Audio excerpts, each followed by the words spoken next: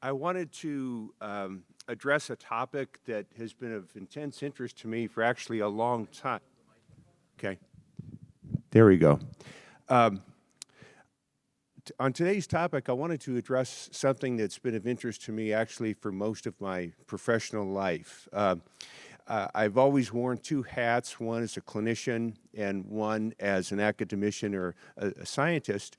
And I remember reading a journal article about 6 months ago that said ketamine models the near-death experience. And the interesting thing is it didn't really make a lot of sense either as a clinician or as an academician, and I thought maybe it's not quite as simple as that. So I thought we would just go on a journey this morning to answer some questions and take a look at this.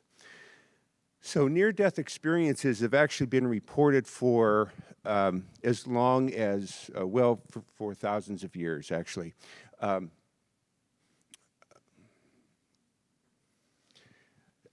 We have accounts going back into I guess a couple of thousands of years ago from ancient Greece and ancient Greece civilizations. We have art that goes back, as I said, into the 1500s. It describes an experience where people would report coming close to death of encountering an experience of a tunnel and actually being outside of themselves and witnessing the events that were occurring in the moment of death. That same experience happens under the stress of combat. We have multiple stories that you can find of soldiers that have recounted this in the midst of battle. We also have that experience of a separation of mind and body that occurs in taking certain drugs. And this is actually the genesis, I think, of that idea that certain chemicals can model this experience of being out of your body and witnessing what's happening. And so I think the first question to ask then would be, what is a near-death experience? In 1975, an investigator by the name of Moody also had an interest in near-death experiences, and he began to collect anecdotes through the literature, and just to see if there was a commonality between the reports of these experiences. And he did find, actually he made a list of the things that you see listed on the right-hand side here. Going across cultures and going across actually history, there did seem to be some common features of near-death experiences. Ineffability, the inability to really describe what was an intense, lucid experience when there shouldn't have actually been any awareness of what was going on at all. And again, learning one is dead from spectators or doctors, watching your own resuscitation. A paradoxical feeling of pleasant sensation or peace.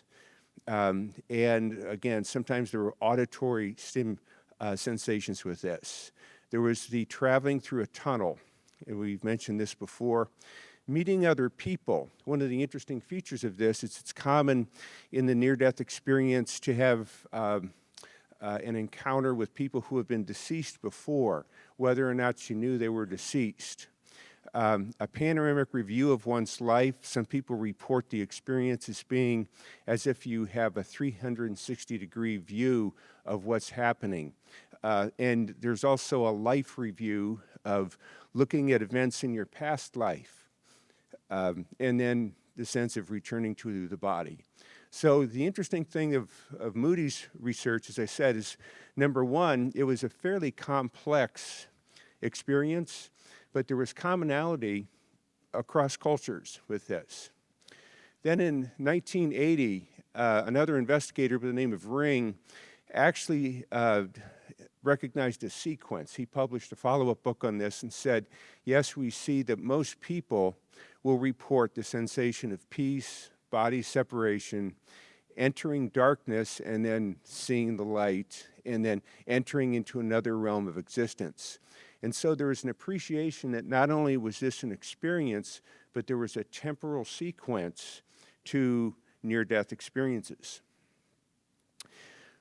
We get to Bruce Grayson, an investigator in 1999, he was a physician and was very interested in near-death experiences. He recalled the story of how, as a resident, he was asked to attend to somebody, and by all appearances, this person was in a coma and had no responsiveness at all.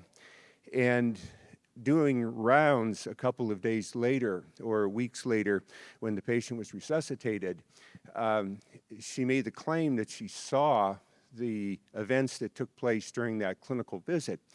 And one of the things that caught him by surprise is she mentioned a spot on his tie. And nobody should have known that. She wasn't in a position to see the spot in his tie. And so that sort of sparked his interest in near-death experiences, and he began to study them. And this is his definition. He thought, as a scientist, he wanted to define near-death experiences, and this is his definition: is an intensely vivid, often lifelike, transforming experience, many of which occur under extreme physiological conditions in which no awareness of sensory experience should be possible. And again, look at his list. He actually expanded the list, but these are the key features from Grayson's work in '99. And again, we see out-of-body experiences, some report of leaving their physical bodies. You'll notice I've highlighted that, and I'm going to come back to that feature later.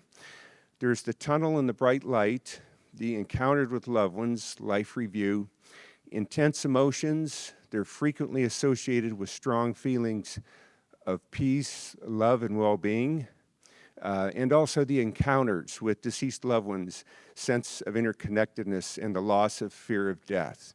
So he was attempting to formalize this. It included anecdotes prior to his experience, and also collections that had occurred since the 70s that happened with the work of Moody and with Ring. Now, fast forward to a few years ago. There was actually work that was continued with Grayson and a lot of people in the past 2 decades. And there's an investigator currently from New York Langone, Sam Parnia, who's a physician and a PhD, a neuroscientist. And he actually said it's important for us to separate the experiences or delusions that may have occur, or hallucinations, and near-death experiences. And so, again, he looked at this list and said, yes, if we're going to do this, let's study those experiences that actually occur when somebody is in the gray zone of death, meaning that there's an event that happened that if they were not resuscitated, they would not survive. And let's focus on those anecdotes.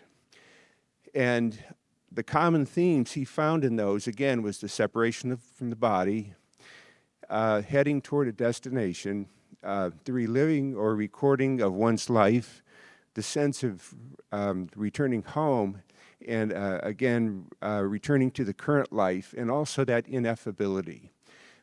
Here's the reference up there, and at the end of the presentation, I think the thing that's fascinating about Parnia's work is that this represents an international consensus of many people across the world.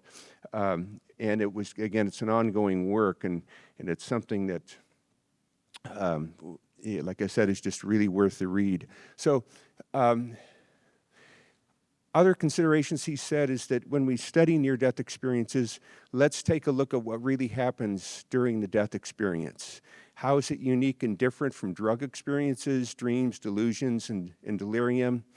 And what accounts for this paradoxical lucidity? So that's our next question to look at. If your brain is operating under extremely stressed conditions in your body, what accounts for these vivid, reproducible, consistent experiences that seem to happen across individuals across time? This is the narrative that Parnia came up with, and it's summarized here. First of all, he renamed it from near-death experience to a recalled experience of death. And he said you have that separation of the body that usually occurs first, heading to the destination, reliving or recording of your life, coming home again and returning back to your body. And this represents the common narrative. This sequence will be important as we look at some of the drug effects that we're going to investigate in a moment. All right, so let's take a moment to look at some basic physiologic points to see if we can dive a little deeper into this. If we look at the human brain is the ultimate high-maintenance organ. It requires 25%, it's only about 2% of your total body weight, but it consumes about 15% of your cardiac output, 20% of the body's oxygen consumption, 25% of the body's glucose consumption. It's almost as if the brain takes first dibs on the output for the energy output and the production in the body. Now, normal brain function demands a controlled, steady blood flow. To do what the brain does, it needs to have a very consistent landscape physiologically, and there's a built-in plan to this. So it's as if the body, God, has built in a couple of defense mechanisms to keep the homeostasis in the brain. So we have that high degree of collateral circulation, first of all. So if you look at the way blood is supplied to the brain, there's not just one arterial tree. There's actually a circular system which is fed by many arteries. And so blood is actually centralized into the base of the brain. There's actually a very well-controlled pressure of arterial oxygen between 80 to 100 millimeters of mercury. There's normal cerebral blood flow, which averages, that's fairly high, 750 mLs per minute. So we see here that the physiologic systems are designed to maintain steady blood flow. And this is, again, the anatomical representation of the circle of Willis. What I just described is how all of the things seem to contribute to this homeostatic mechanism. So the brain actually manifests, like I said, it seems to be designed to live at a very steady state. So if we look at the autoregulation of blood circulation, this is saying designed so that oxygen and carbon dioxide must be kept in balance. It can't be too high, can't be too low. And so with blood flow, you have, again, a relationship here where if you look at the arterial pressure that your body is generating with every heartbeat, compare that to cerebral blood flow, and you'll see that there's this sweet spot or this zone where you have that homeostasis and autoregulatory range. If you exceed it, for example, if a person has a stroke or if they have a hypertensive crisis, you begin to get into trouble. The same thing is if that pressure falls, then you get to a point where there's a critical perfusion limit where function starts to cease. And you can see how tightly controlled that mechanism is. And this is fed, again, through many different systems. We have changes that occur in the muscles or in the blood vessel. We have neurogenic responses that respond to neuropeptides. We have dissolved oxygen and CO2 being involved with this. And we even have mechanisms within the endothelium themselves. The thing I find interesting about this, you notice, doesn't that bring something to mind, those chemists in the audience? This kind of looks like a titration curve, doesn't it? Or if you flip it over, it looks as if the brain has a buffer.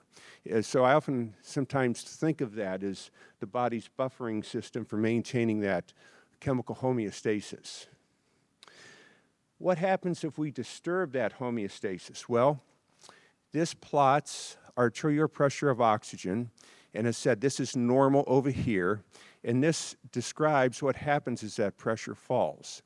So if we have normal pressure drop, this is an average between your numbers. For example, 120 over 80 is average to what we call mean arterial pressure, and that's what we're measuring. So we have normal, and we drop down. It's only a drop of about 20 to 40% where we start to have impaired ability to perform complex tasks. If If we go to half, we have short-term memory impairment. And so this is something, again, I'd like to have you keep in mind. If we get down too low to about a third of normal, we get loss of consciousness, and then we start to get destruction of tissue that occurs if it gets much below that. So there are consequences if we don't keep that homeostasis.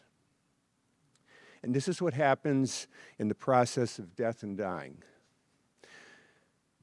One of the nice things about Parnia's work is that it focuses on what happens during cardiac arrest. What happens in cardiac arrest. And the reason this is compelling is that cardiac arrest is really the final step in the dying process, irrespective of cause. So we've looked here at what happens when cardiopulmonary collapse happens. We're going to have a drop in that blood pressure and blood flow to the brain. We should have obliteration of memory. All of the processes are actually going to very quickly degenerate. So regardless whether it's a traumatic event, car accident, a heart attack, a slow death, eventually we'll lose cardiovascular function that results in irreversible loss of cellular metabolic function. There's a truism, death is daunting. In other words, when death occurs, it's no surprise why it's so devastating to the organism when you lose your cardiopulmonary function or your blood flow. It follows a two-hit model, if you will. So the first one is when oxygen delivery ceases, energy-dependent pumps fail, leading to cytotoxic swelling. The whole metabolic system changes from an aerobic or oxygen-dependent system to an anaerobic system. This in turn generates acidosis, or the increase of carbon dioxide in the tissues. The whole chemical balance of the brain is upset. And I noticed, I indicated in red here, certain channels are open called NMDA channels. And this actually allows the release of lytic enzymes. So cellular death results with the onset of circulatory and cardiovascular function.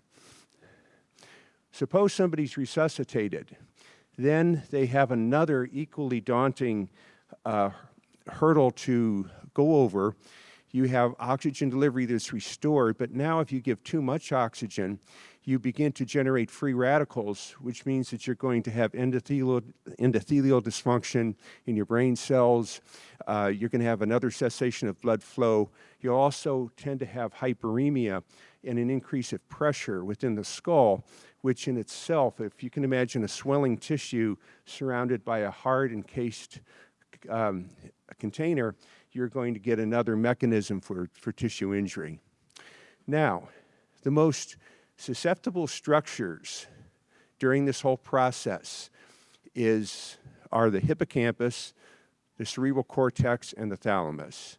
We know the cerebral cortex is involved in our thinking and our function. What about this structure called the hippocampus? The reason this is so important is the hippocampus is very critical to the formation of memory. It actually gets its name, hippocampus, is a derivative of the, I believe it's Latin word for seahorse. But you'll see here a comparison of what a seahorse looks like and what this organ looks like when it's dissected out of the brain. The thing about the hippocampus is that these are highly susceptible to damage from hypoxia and ischemia, and they're also essential for the retrieval of memories. So remote episodic memory is one thing. They're also important for what we call autonoetic consciousness. So autonoetic consciousness means your awareness of your own body and through time. It's if you were going to place yourself either by imagination or think of what you were doing last week, today, next week, or some projection of that. These are we know that lesions in the hippocampus interferes with that type of process. Okay, well, you say, well, what happens, why don't then we have any memory at all of death? How could we possibly have a recalled experience of death? Well, it's still pretty, again, daunting. Even when CPR is performed perfectly, you only have about 8 to 10 minutes and once again, that before you begin to get irreversible damage, and then as you see, even when CPR is performed, only about 20% of normal blood flow is delivered to the brain. Overall survival after cardiac arrest is only about 12%. If you have a cardiac arrest in the hospital, the odds are a little bit higher because you have a dedicated team. All right, so why does anybody come away with a near-death experience or a recalled experience? And can it be modeled, getting back to our original question? Well, ketamine is a dissociative anesthetic. It's something that, again, produces a cataleptic state. It has analgesic properties. It also, again, does its work by engaging receptors in the hippocampus and the limbic system. It's also associated with auditory and visual and proprioceptive hallucinations. So one might think, let's give ketamine and see if we get the same type of experiences. This probably isn't worth the time to talk about the detailed pharmacology of ketamine, other than to say that autoregulation is preserved. So when you give ketamine in the clinic. So this is kind of good for a scientist because they can say, well, we're going to get an opportunity to see what happens when the hippocampus is compromised, but then it's not so good because you're trying to model what happens when the whole brain, including the hippocampus, loses that autoregulation. There was a researcher in, I believe it was England, Carl Jansen, in the 90s, who did a lot of work with ketamine. And at first, he was quite the materialist. He said, there's overwhelming evidence. This is in his paper, by the way. This is in a physiologic paper. He says there's overwhelming evidence that mind results from neuronal activity. It's about 1990 when he said that. And this is ketamine. Ketamine engages NMDA receptors, and these are found in the hippocampus and the related cortical areas. And dysfunction of NMDA receptors is associated with several near-death experience phenomena. And so by this, he began to hypothesize that we could reproduce all of these events, and that there was also an endogenous ligand, an endocytosin, that was probably would account for this. So ketamine administered by injection, the problem with this, yes, you get a perception of leaving the body. It's often not a pleasant experience, and it really doesn't faithfully show the narrative of a near-death experience. And it's an interesting thing. He got a lot of challenges and by colleagues who were neuroscientists. I find this interesting that he made the comment, he said, after a few years, I am no longer opposed to spiritual explanations of NDEs. The apparent emphasis on matter over non-matter no longer accurately represent my attitudes. After 12 years of studying ketamine, I now believe that there is most definitely a soul that is independent of experience. So what about DMT? I want to take just a couple minutes to talk about ketamine is a synthetic drug. And DMT, on the other hand, is an endogenous substance that's found in plants, in mammalian brains, including human brains, and works on a completely different system. And people used to think that this was capable of having these same experiences upon administration of of DMT. So again, this is a study that looked at the experiences, the narratives from DMT, and what they found is that DMT is most accurately described as a near-death experience mimetic with significant differences in theme. For example, 94% experienced at least one feature of that. The many experienced out-of-body experiences, tunnel and light, but there's also many and this was entirely absent in their experiences. And so again, with DMT, we have something that is close, it's not really near death. So that leads us to the question, are these drugs modeling near-death experiences or out-of-body experiences? So to sum up, let's take a comparison. If we look at active dying, we have global ischemia. It affects the entire brain. We do have an out-of-body experience, but we have a lucid sequential experience. With ketamine, we have an entirely different system of neurons and receptors. We also have out-of-body experiences. We also then with DMT, which is actually the flip side of the coin, this is an excitatory neurotransmitter, this is a inhibitory neurotransmitter, a completely different set of receptors, also in the hippocampus, out-of-body experience, and it's hallucinogenic. This time, instead of getting lucid events, you get things that are hard to interpret. So I guess this leads us to the question, ketamine, DMT, other psychoactive drugs are probably not the best scientific model of the near-death experience for the things we've explored. And it leads us to this, which I think is the really big question and the more interesting one. Is consciousness a separate entity or a product of neural function? If you say that it's a product of neural function, to me that's intellectually like a collection of pickup sticks. You're going to have to approve what happens to your levels of the carbon dioxide and oxygen supply to the cell, blood flow, total environment. That's a hard ask. I think of generations of PhD projects in trying to piece that together. Something to ponder, which I certainly don't have the answer to, is through revelation, we know that faith tells us that there was an interaction of life and the presence of God within our human souls and within our human bodies. And so, again, with the shadow of William Ockham, with Occam's razor, which probably is more logical for us to follow as scientists as we pursue these questions. Okay. This is a list of some of the references I've used. I'll try to answer any questions. Thank you very much. Maybe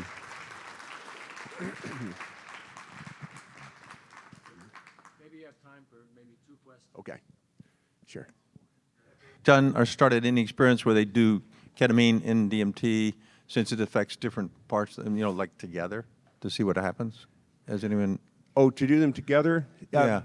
That is an interesting question. Both drugs are very hard to, first of all, reproduce because we don't know exactly what doses to do. And actually, when we compare those two drugs, we create a third drug, which is the combination of ketamine and DMT. And that might have different dose response curves than either one separately. They may act synergistically, they may inhibit each other. So that's, again, that's undefined, but I'm not aware of any that combine the two. They don't use test animals or anything for those also? Research? For the NDEs, I'm not aware of an animal model for NDEs. No. Hi, a really cool talk. Could you go back to your comparative table for a second? Sure. So one thing that I noticed is that ketamine and DMT both work on the hippocampal neurons, right? Correct. Mm-hmm. But if you're looking for something that's lucid and sequential, it would seem to me that the hippocampus is actually necessary to be fully functional at that time. Are there dissociative drugs that leave hippocampal, that don't mess with hippocampal function? And maybe that would better model a near-death experience as a drug? I'm not aware of any drugs that could selectively produce that for study. What I find, though, that's interesting is there are accounts of people who have been dead for, well, no cardiovascular function for way past 10 minutes, maybe 20, 40 minutes, people who have drowned and maybe been an hour, and they have those events. And so you're almost, that's the first thing, is you're almost assured there is no hippocampal function, and yet they're having a lucid experience. The second thing is that when we measure EEG in the operating room, we actually see a loss of electrical activity in the brain pretty early, and that would correspond, even though it doesn't really measure what's happening in the hippocampus, by inference, we can say that that person's in a coma-like state. And there have been multiple reports of people with near-death experiences when we've actually measured no activity on the EEG. Yes. So, oh, I'm sorry. Okay.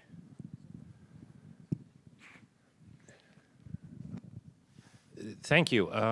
Coincidentally or not, my mother had a near-death experience that was consistent with what you described, and my eye doctor has published a book on near-death experiences that patients have told him. His name is Abel. Anyway, how common are near-death experiences? What fraction of possible people wake up and describe a near-death experience? The literature says that it's about 10 to 12% of cardiac arrest victims. And we look at that because those are experiences we can define. I don't know if we can gather numbers on any other population. When you think of that process of the two-hit model, it's really not surprising that only 10% survive. So not only do you have to have people who survive, then you have to have 10% of those that report the experience. To me, as a scientist, that doesn't really trouble me. It's just like we're studying a rare event. That doesn't mean that the event is not real. Yes, sir.